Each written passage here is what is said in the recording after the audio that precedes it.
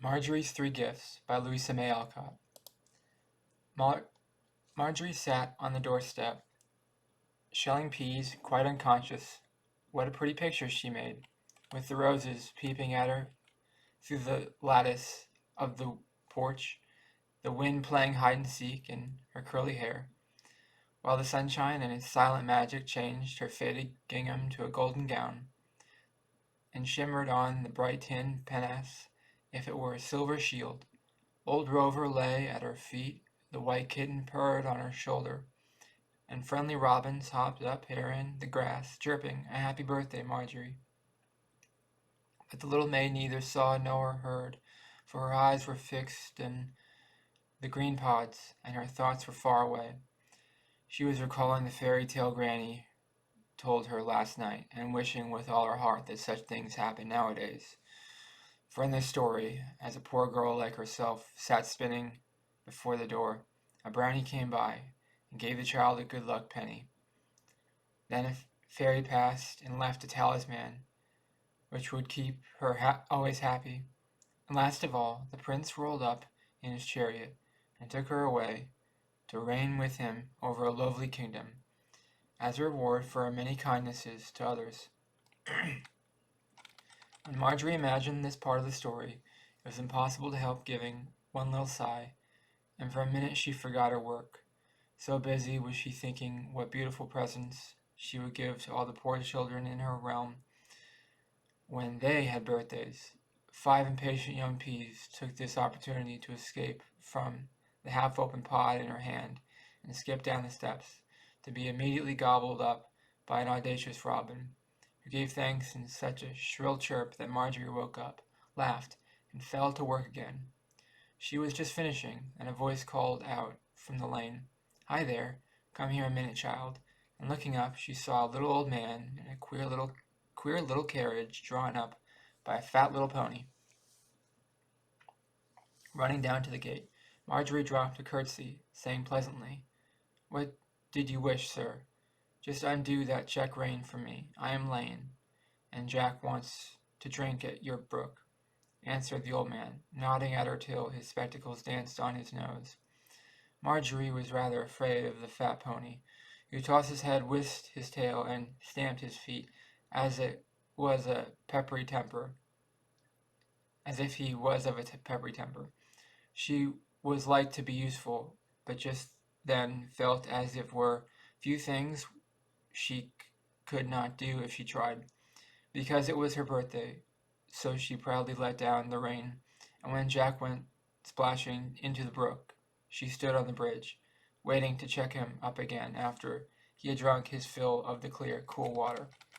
The old gentleman sat in his place, looking up at the little girl, who was smiling to herself as she watched the blue dragon flies dance along the ferns, a blackbird tilt on the alder brose, and listened to the babble of the brook. "How old are you, child?" asked the old man, as if he was rather envious rosy creature her youth and health. 12 today, sir." And Marjorie stood up straight and tall, as if mindful of her years.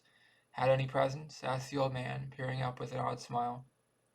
"One, sir, here it is," and she pulled out of her pocket a tin saving bank in the shape of a desirable family mansion, painted with a green door and a black chimney. Proudly displaying it on the rude railing of the bridge, she added with a happy face, "Granny gave it to me, and all the money in it is going to be mine." "How much have you got?" asked the old gentleman, who appeared to like to sit there in the middle of the brook, while Jack bathed his feet and leisurely gurgled and sneezed.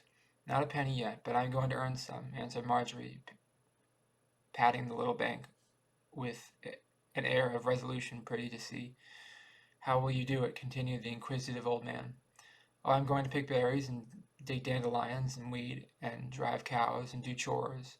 It is vacation, and I can work all the time and earn ever so much. But vacation is playtime. How about that? Why, that sort of work is play, and I get bits of fun all along.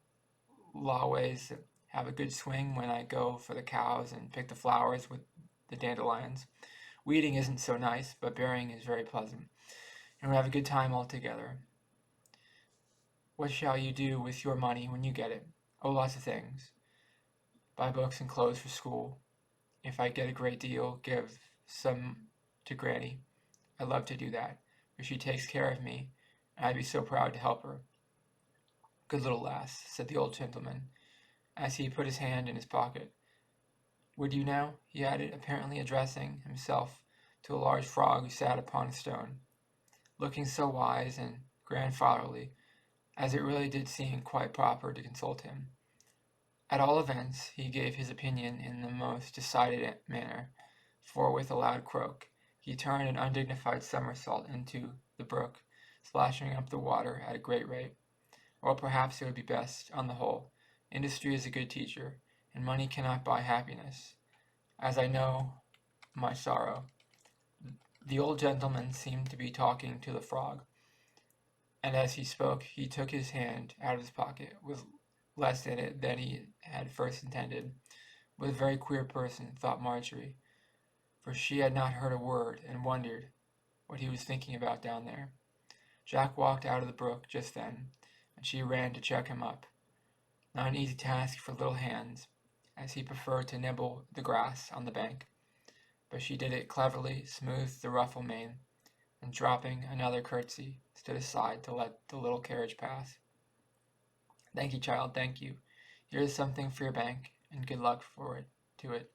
As he spoke, the old man laid a bright gold dollar in her hand, patted the rosy cheek, and vanished in a cloud of dust, leaving Marjorie so astonished at the grandeur of the gift that she stood looking at it as if it had been a great fortune it was to her, and visions of pink calico gowns, new grammars, and fresh hat ribbons danced through her head in delightful confusion, as her eyes rested on the shining coin in her palm.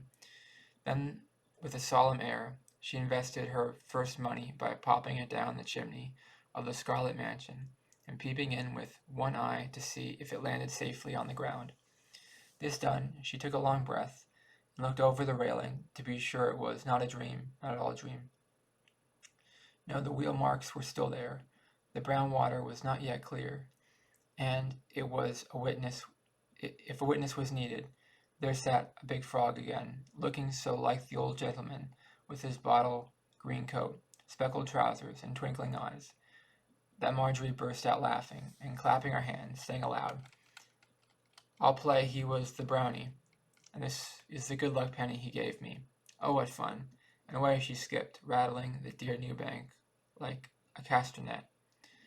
When she had told Granny all about it, she got knife and basket, and went out to dig dandelions, for the desire to increase her fortune was so strong. She could not rest a minute. Up and down she went, so busily peering and digging, that she never lifted up her eyes till something like a great white bird skimmed by so low she could not help seeing it.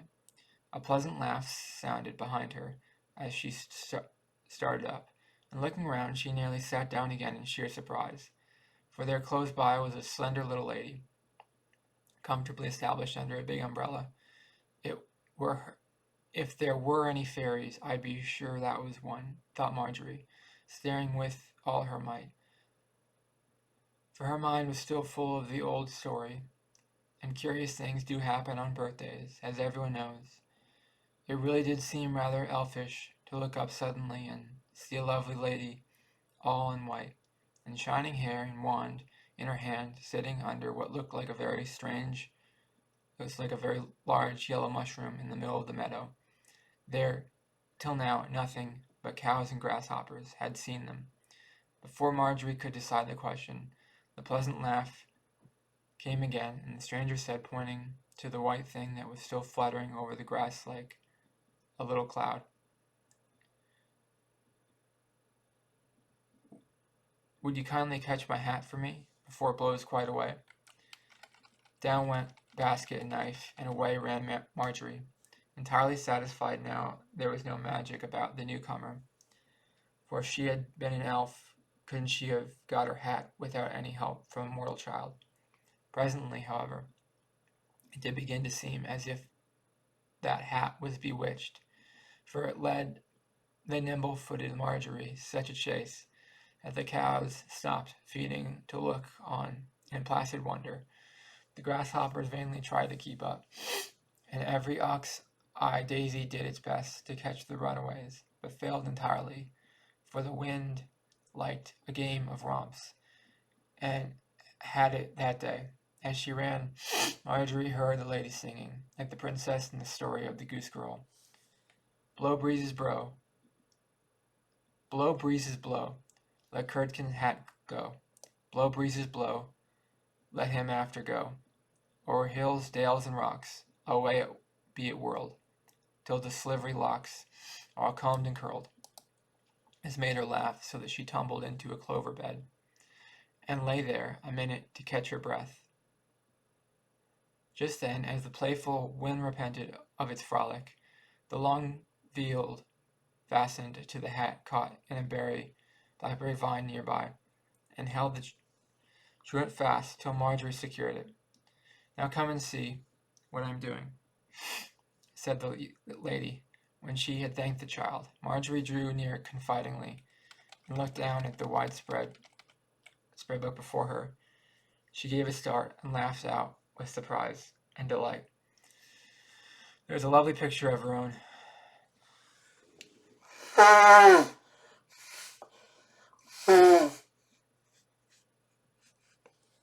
little home, and her own little self on the doorstep, all so delicate and beautiful and true. It seemed as if done by magic.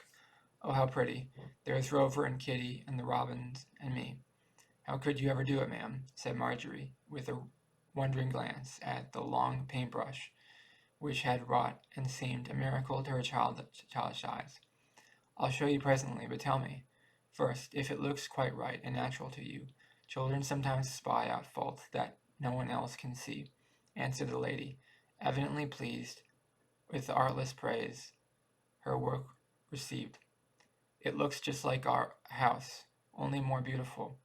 Perhaps that is because I know how shabby it really is. That moss looks lovely on the shingles, but the roof leaks. The porch is broken.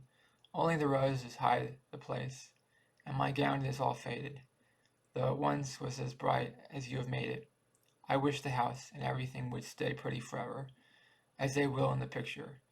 While Marjorie spoke, the lady had been adding more color to the sketch, and when she looked up, something warmer and brighter than sunshine shone in her face, and she said so cheerily, as it was a bird's song to hear her, "It can't be a summer always, dear, but we can make fair weather for ourselves if we try. The moss, the roses, and the soft shadows show the little house and the little girl at their best. And that is what we all should do, for it is amazing how lovely common things become if one only knows how to look at them." "I wish I did," said Marjorie, set half to herself, remembering how often she was discontented, and how hard it was to get on sometimes. "So do I," said the lady, in her happy voice. "Just believe that there is a sunny side to everything, and I try to find it, and you will be surprised to see how bright the world will seem, and how cheerful you will be able to keep your little self. I guess Granny has found that out, for she never frets. I do, but I'm going to stop it, because I'm 12 today, and that is too old for such things," said Marjorie, recollecting the good resolutions she made that morning when she woke. "I'm twice 12, and not entirely cured yet, but I try, and don't mean to wear blue spectacles if I can help it," answered the lady, laughing so blithely that Marjorie was sure she would not have to try much longer. "Birthdays were made for presents, and I should like to give you one. Would it please you to have this little picture?" she added, lifting it out of the book. "Truly my own. Oh yes, indeed," cried Marjorie, coloring with pleasure, for she had never owned so beautiful a thing before. "Then you shall have it, dear. Hang it there where you see it often, and when you look, remember that it is the sunny side of home, and help to see it so." Marjorie had nothing but a kiss to offer by way of thanks, as a lovely sketch was put into her hand, but the giver seemed quite satisfied, for it was a very grateful little kiss, and then the child took up her basket and went away, not dancing and singing now, but slowly and silently, for this gift made her thoughtful as well as glad. She climbed the wall. She looked back to nod goodbye to the pretty lady, but the meadow was empty, and all she saw was the glass blowing in the wind.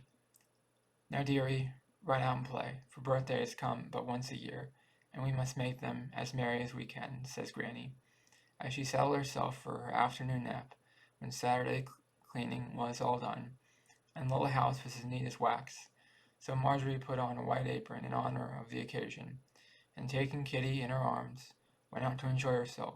3 swings on the gate seemed to be a good way of beginning the festivities, but she only got 2, for when the gate creaked back a second time, it stayed shut, and Marjorie hung over the pickets, arrested by the sound of music. It's soldiers, she said, as the fife and drum drew nearer, and flags were seen waving over the barberry bushes at the corner. No, it's a picnic, she added in a moment, for she saw hats with wreaths about them, bobbing up and down, as a gaily trimmed hay-cart full of children came rumbling down the lane. What a nice time they're going to have, thought Marjorie, sadly contrasting that merrymaking with the quiet party she was having by herself.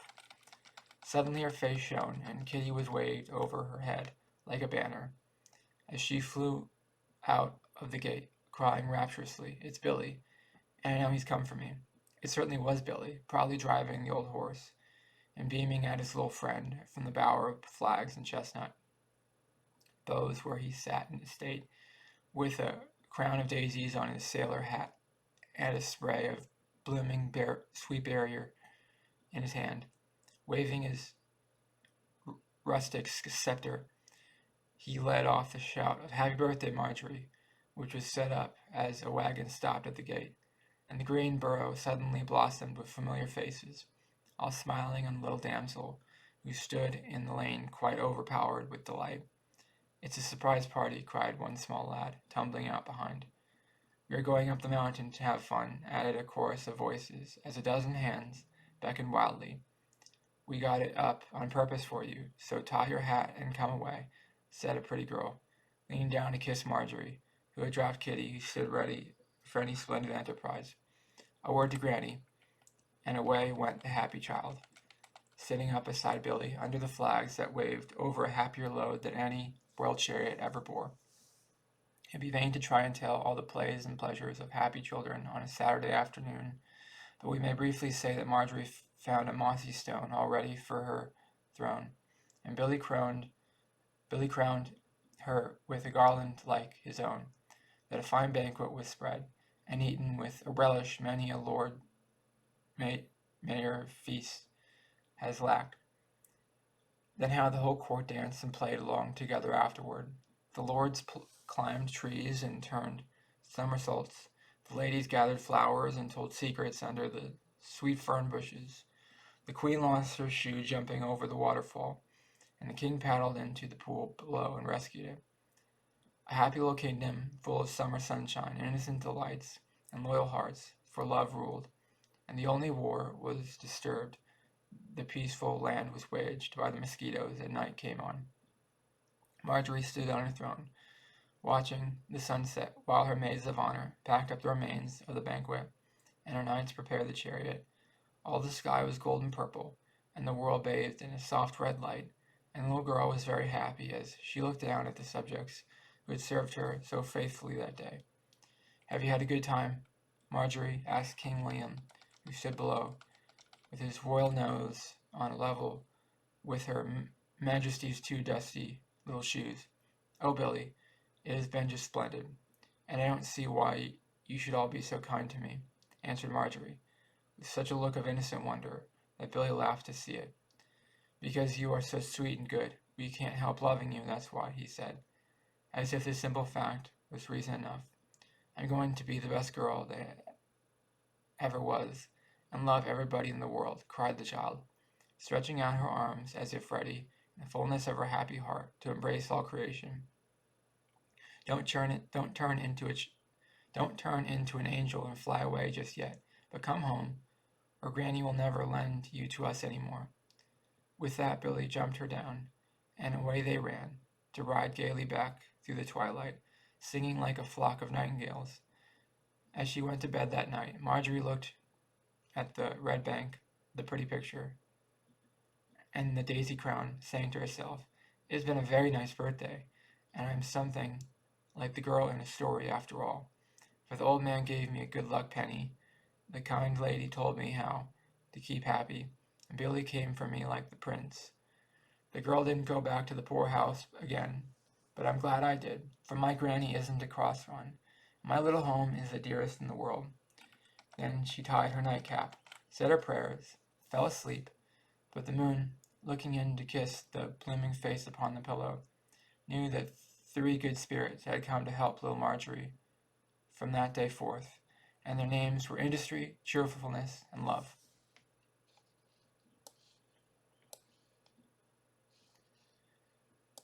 And that's the end of Marjorie's 3 Gifts by Louisa May Alcott. And so I like the story. It's just like a standard fairy tale. Yeah, pretty basic stuff. I like fairy tales. I like things that can't happen in reality that, can happen only in a story. So wonderful. Like something so impossible that could happen, but I don't know. This fairy tale wasn't as extreme as other fairy tales, but it's it's not like Cinderella or whatever, Sleeping Beauty or whatever. It's just no witches or whatever, or evil stepmothers, no evil character. I thought it was a good story. Give it 2 thumbs up. Let me know in the comments below what did you think of the story. Please subscribe to this channel to be part of the community. Please like this video. It really helps the channel out a lot. Thank you for watching. Have a great day. Bye.